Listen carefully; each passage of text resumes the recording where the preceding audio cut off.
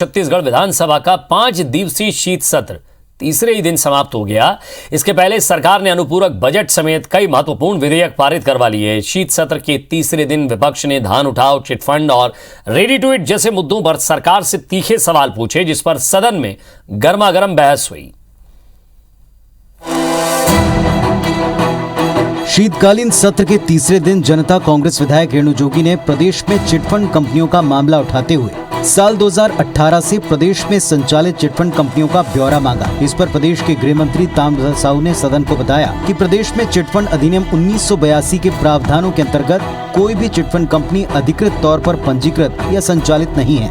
ऐसी कंपनीज के संचालन के जो मामले संज्ञान में आए, उन सभी पर कार्रवाई जारी है। विपक्ष ने सरकार की कार्रवाई को ऊंट के मुंह में जीरा बताया। सदन में पूर्व सीएम रमन सिंह ने धान उठाव का मामला उठाते हुए सरकार पर आरोप लगाया कि गलत नीति की वजह से धान उपार्जन केंद्रों से करोड़ों के धान का उठाव नहीं हुआ और सड़ गया।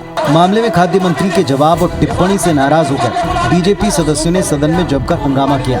विपक्षी सदस्य नारेबाजी करते हुए गर्भगृह में घुस गए, जिस पर विधानसभा अध्यक्ष के हस्तक्षेप के बाद अपनी टिप्पणी पर खाद्य मंत्री ने खेद प्रकट किया। बीजेपी ने शून्यकाल में रेडी टू ईट का मामला उठाया। बीजेपी विधायक शिवरतन शर्मा ने कहा कि सरकार के फैसले से 30,000 समूह की महिलाएं प्रभावित हुई हैं। जवाब में प्रदेश की महिला बाल विकास मंत्री अनिला भेड़िया ने कहा कि महिला स्व सहायता समूह को हटाया नहीं जाएगा, सभी को काम दिया जाएगा। भाजपा सदस्यों ने रेडी टू ईट के मामले में लाए स्थगन प्रस्ताव पर तत्काल चर्चा की मांग की, जिस पर संसदीय सचिव रविंद्र चौबे की सहमति के बाद चर्चा के लिए 3 बजे के बाद का वक्त दिया गया। लेकिन भाजपा विधायक तत्काल चर्चा की मांग पर अड़े रहे और नारेबाजी करते हुए गर्भगृह में घुस गए। इसके चलते वे स्वतः निलंबित हो गए। विरोध में भाजपा सदस्यों ने सदन से वॉकआउट करते हुए दिन भर की कार्यवाही का बहिष्कार किया, जिस पर सत्ता पक्ष ने विपक्ष पर चर्चा से भागने के आरोप लगाए। एक राज्य में वो व्यक्ति काम कर रहा है, मैंने नाम लिया है सदन में, और वही व्यक्ति को काम देने के लिए यहां पर ये काम किया जा रहा है और 20,000 महिलाओं को बेरोजगार करने का काम किया जा रहा है। आज रेडी टू ईट की बात वो कर रहे हैं, चर्चा से क्यों भाग गए?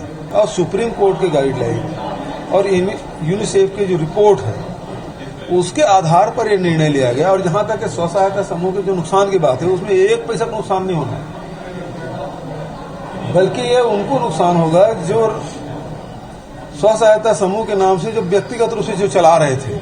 उन्होंने रेडी टू ईट का मामला उठाया और माननीय अजय जी ने कहा इसको हम तत्काल स्थगन को ग्राह्य किया जाए, ताकि प्रतिपक्ष भागना क्यों चाहता है, खुद मुद्दे उठा लेंगे और मुद्दों पे चर्चा नहीं करेंगे, तो मैं समझता हूँ ये प्रतिपक्ष का दुर्भाग्य है। विपक्ष के सदन की कार्यवाही से बहिष्कार के बाद सत्ता पक्ष ने बीजेपी विधायकों की अनुपस्थिति में द्वितीय अनुपूरक बजट समेत सभी संशोधन विधेयकों को पारित करवा लिया, जिस पर विपक्ष ने सरकार पर जमकर हमला बोला। छत्तीसगढ़ में ये स्थिति है कि पुराना धान आज भी, जिसे मार्च में उठा लेना चाहिए, दिसंबर आने के बाद भी पिछले साल का धान अभी तक नहीं उठाया गया है।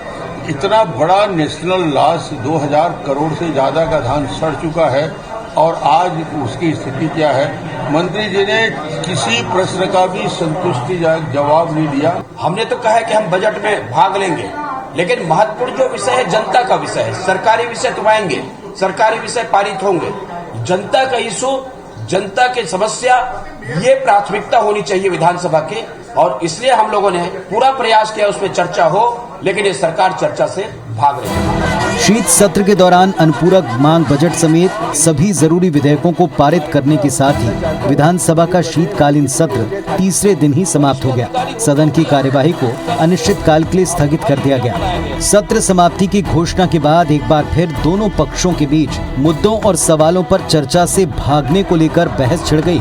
राजेश मिश्रा, IBC 24, रायपुर।